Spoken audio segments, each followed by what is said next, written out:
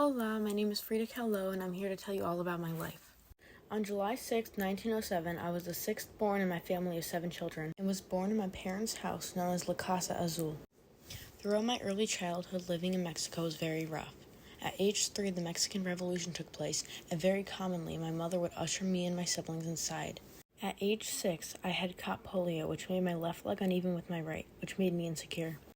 On top of that, I had spina bifida, which had affected my spine and leg development. At age 15, while attending a premier school that contained just 35 girls, I had joined a gang and fell in love with the leader, Alejandro Gomez Arias, and a famous muralist by the name Diego Rivera. I had witnessed much violence and knew the risks of what I was doing, but I never expected what was bound to happen next. While traveling with Alejandro on a bus, we got into a very bad accident when we collided with a car. I was impaled by a guardrail and was so severely injured that it took months to recover. To occupy my time, I started painting and finished my first self-portrait that following year. After that, I fell in love with painting and stopped studying medicine to focus on it. A few years later, I reached out to Rivera again, and we started a relationship due to our shared love of art. Within the year, we got married, disregarding my mother's objection.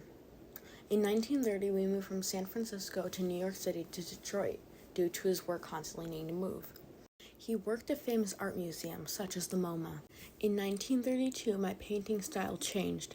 I started to paint with deeper meaning.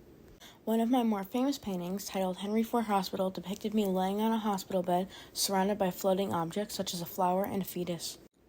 This represented my feelings about my second miscarriage and the struggle that came with it.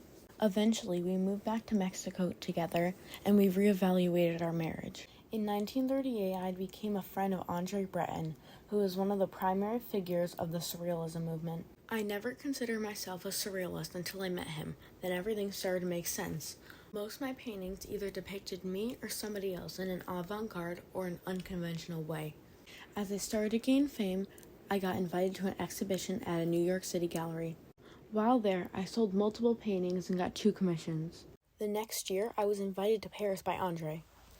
There, I befriended fellow artists Marc Chagall, Piet Mondrian, and Pablo Picasso. Diego soon divorced, but we got back together just a year apart. This was my inspiration for my painting titled The Two Fridas.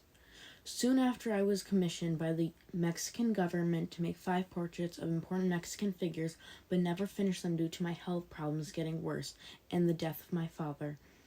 In 1944, I painted The Broken Column, which was a self-portrait that represented my struggles I went through because of the tragic and almost fatal accident. My health conditions started worsening, and by 1950, I was bedridden and diagnosed with gangrene in my right foot. I still painted until I had progressed so bad that part of my leg was amputated. At just age 47, I passed away from pulmonary embolism. After my death, I had gained even more fame, and my childhood home had turned into a museum to display my art. That's all for now. Adios.